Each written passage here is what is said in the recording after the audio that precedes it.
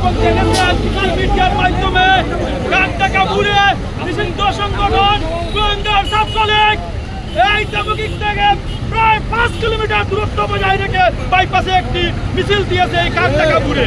তারা ধারাবাহিকতায় আজকের প্রতিবাদ মিছিলে আমাদের মাঝে উপস্থিত হয়েছেন সিলেট সদর উপজেলা সংগ্রামী আহ্বায়ক, সিনিয়র যুগ্ম আহ্বায়ক এবং স্বেচ্ছাসেবক দল, ছাত্র দল সহ অঙ্গ সংগ্রামের বিভিন্ন নেতৃবৃন্দ। সংগ্রামী নেতৃবৃন্দ, আমরা একটা কথাই বলতে চাই, সেই নিষিদ্ধ ঘোষিত ছাত্রলীগকে আমরা 17 বছর বিরোধী দলে ছিলাম, আমরা তখন কিন্তু এইরকম কাজ টাকা ঘুরে কোনো মিছিল দেয়নি। আমরা প্রকাশ্যে দিবালুকে আমরা মিছিল দিয়েছি, রাতে মশাল মিছিল দিয়েছি।